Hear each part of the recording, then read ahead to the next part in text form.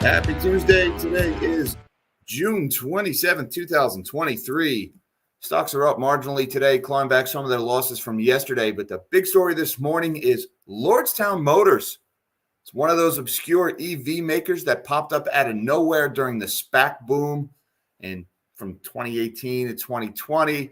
It was a small car factory in Ohio. GM was going to shut it down. That wasn't such a popular story. So the company decided to basically spin it off. It went private. They were going to make these incredible electric trucks. They cut this big deal with Foxconn, and they got all kinds of money thrown at them. The valuation went sky high. It was a $400 million company. Well, today they are bankrupt, filing for Chapter 11 protection. Oh, and they're suing Foxconn, who was supposed to assemble the vehicles for them. And what's the story going on there? Well, it's EVs just cannot live up to the hype. We've seen this over and over again. We saw it with NIO. We saw it with, not so much with Tesla. Tesla's the one exception that has kind of lived up to the hype here. But anywhere you look, the EV market just has not delivered on these extravagant promises that have been made year after year. And today, it's Lordstown Motors is a good example of that. Elsewhere going on in the economy this morning, we got Walgreens lowered their full year earnings guidance by more than 10%. The stock is getting absolutely crushed this morning on really what it boils down to is margins getting squeezed at Microsoft. But you know what? Over at Delta Airlines, we're getting the opposite. Delta Airlines raised their second quarter guidance for earnings by 10%. This comes at the same day where durable goods just surprised big time to the upside.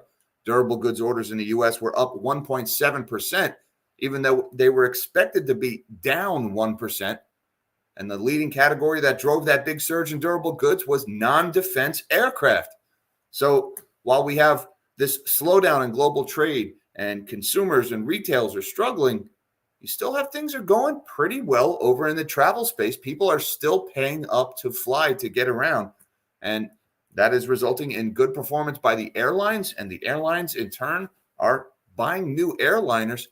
And remember, I talked about during my live stream a few days ago, that plant, Spirit Aerosystems in Wichita, Kansas, has recently gone on strike where they manufacture the Boeing 737 fuselage. That's the 737 MAX, their key plane there.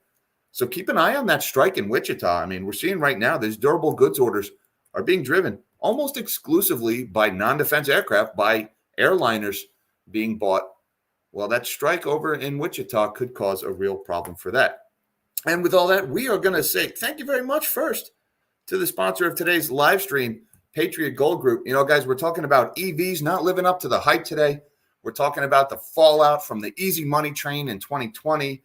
And the SPAC boom was one of those crazy phenomenon that popped up out of nowhere with this big boom in money printing and low interest rates and the devaluation of the currency.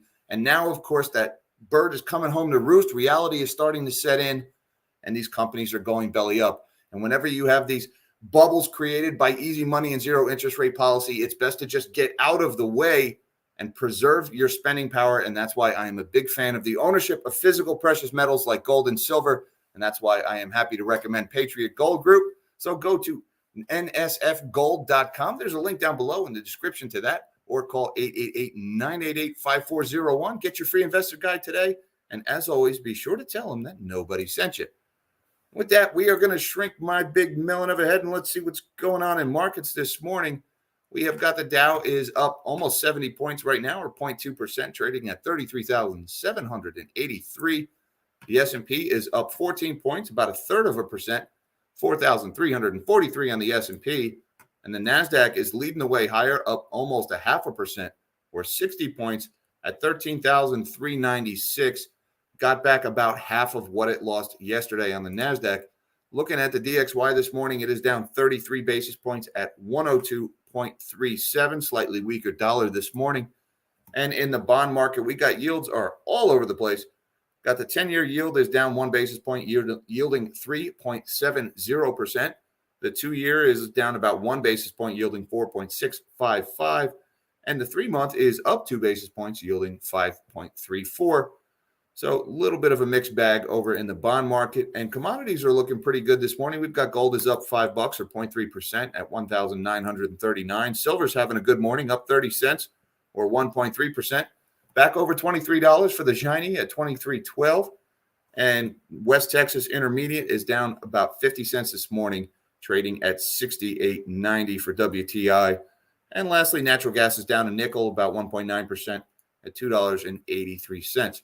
But here is the big story this morning. U.S. truck startup Lordstown files for bankruptcy after Foxconn deal falls through.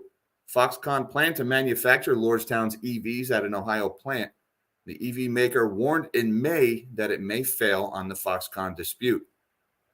The move to seek Chapter 11 protection from creditors follows a protracted dispute with iPhone maker Foxconn Technology Group over a deal to make pickup trucks for Lordstown at an assembly plant in Ohio.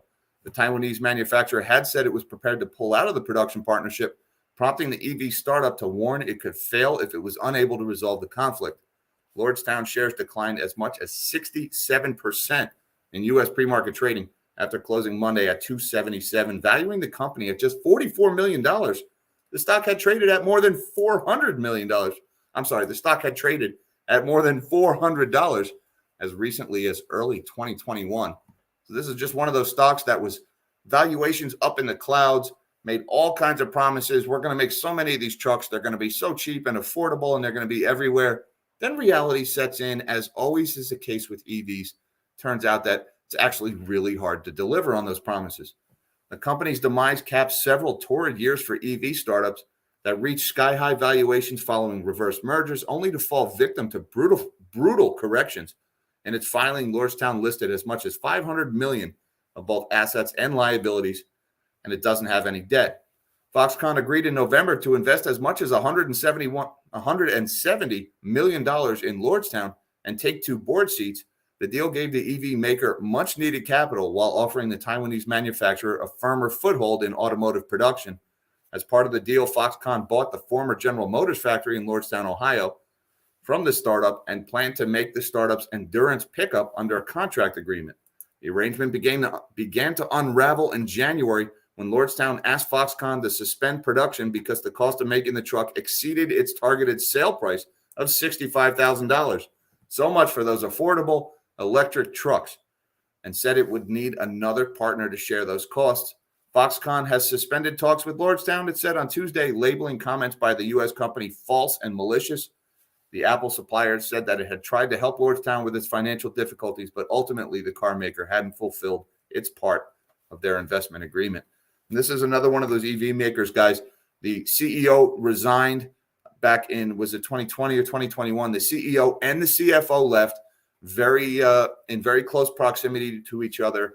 They had mentioned that some of the pre-sales and the pre-orders for the trucks were not as good as they had previously communicated. In other words, they lied about how many people wanted these trucks. So it's another case when you see these outlandish claims being made and then you see C-suite executives leaving in tandem. It's a good signal that something bad on the horizon for that company. And sure enough, that was the case with Lordstown EVs. Looking at the stock this morning, after the opening bell, it is down 46%, trading at just $1.48. It was down over 60% earlier this morning. Elsewhere, we have got Walgreens slashes earnings guidance due to lower consumer spending and a drop in COVID care demand. Walgreens slashed its full-year earnings guidance to a range of $4 to $4.05 a share, down from its previous forecast of $4.45 to $4.65. The third quarter earnings missed analyst expectations for the first time since July of 2020. And the CEO said Walgreens will increase its cost-cutting program to $4.1 billion and take immediate action to increase profitability in the company's healthcare segment. The company beat revenue expectations and posted sales growth, booking sales of $35.4 billion in the quarter. That's up 8.6% versus the same period a year earlier. So great top-line revenue growth. That's good. But check this out. Walgreens booked net profit of just $118 million for the quarter, or 14 cents a share unadjusted. That's a 59% drop from the $289 million in income they reported in the same quarter last year. So even though revenue 8.6% higher, profits are down 59%.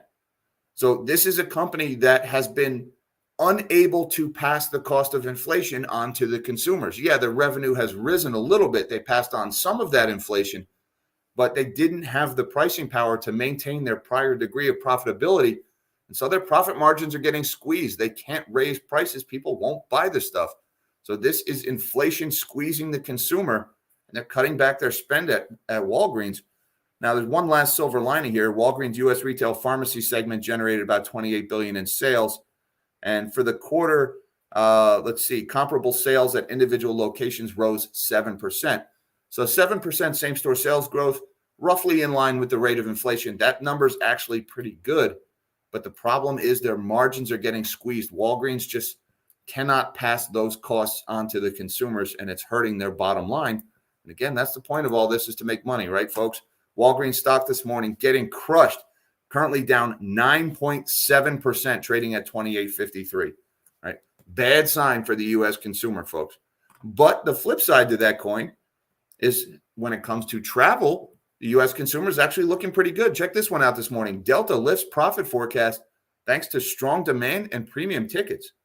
Delta's forecast full-year adjusted earnings per share at the high end of its previously stated range. The airline also raised its estimate for free cash generation, and they're having their investor day on Tuesday. Delta and its rivals have reported strong travel demand, particularly for international trips, while other sectors have struggled as consumers grapple with inflation and other challenges. Other sectors like Walgreens, we just talked about. But the airline industry has also faced growth constraints because of air traffic controllers, shortages, delays in new aircraft, and shortfalls of new pilots, helping to keep fares firm. But in addition to resilient demand, airlines are enjoying jet fuel prices that are down about 30% from a year ago. So remember, the prices were running like crazy last year. They raised the airfares. Energy prices have come back down. Those airfare prices have stayed high because there is demand for those seats. Delta forecasts revenue per available seat mile. That's one of the more important data points when it comes to airlines, is revenue per seat mile, a gauge of how much money an airline is generating for how much it's flying. That's up as much as 18% over last year, an increase from previous forecasts of 15 to 17% growth. Delta shares were up more than 2% in pre-market trading. I believe they have given back a lot of that. Delta is currently trading up 1.5% at 43.81. And on the same token, guys, talking about Delta doing well and people demanding for travel, durable goods orders came in today. New orders for U.S. manufactured durable goods jumped 1.7% month over month in May, following an upwardly revised 1.2% in April, easily beating market expectations of a 1% decline. Marks the third straight month of rising durable goods orders, led by a 3.9% surge in transportation equipment. That's the big jump there. But namely, non-defense aircraft and parts, up 32.5%. So almost the entirety of this beat in durable goods is airliners. All right. That's why I made such a big deal out of that Spirit Aerosystems strike last week on that live stream. You got to watch that. This is a major contributor to GDP, guys. And, you can see it here, almost the entirety of this beat in durable goods being driven solely by a surge in new aircraft orders. And I have to say thank you so much to Mr. Steve Waitis, who says, just filled my oil furnace, $650 US. Good Lord. $70 or 11% of the cost due to a carbon tax, hopefully not coming to the USA. Tell me you're in Canada without actually telling me. Carbon tax. No, thank you. We don't have that yet, although they're finding backdoor ways to put things like a carbon tax on there, and they'll just raise taxes, or they'll give you a carbon tax through inflation by printing money and using it to chase electric vehicles and solar panels, and your cost of living goes up. And here in the States, we're effectively paying a carbon tax that way, but they don't actually call it a carbon tax. So my heart goes out to you, brother. Sucks to have to pour that much money down the drain, and that's exactly what a carbon tax is. That is a toilet that you flush money down. And, of course, the people who charge that tax, they are making out handsomely because they typically own companies or shares in companies that are the beneficiaries of that money. So thank you, Steve Waitis. I appreciate the super chat, sir, and the support of the channel. Thank you to everybody for your time, for watching. I'm on my way back to vacation now. This is day 2 of my vacation, but I will be back in the office next week. But we're going to keep the show going day in and day out. We don't take any breaks over here. Thank you very much to Patriot Gold for sponsoring this live stream. Thank you to my Patreon supporters for everything you guys do for the channel. Hi, Mom. Hi, Dad. I love you guys. And until next time, live small and dream big.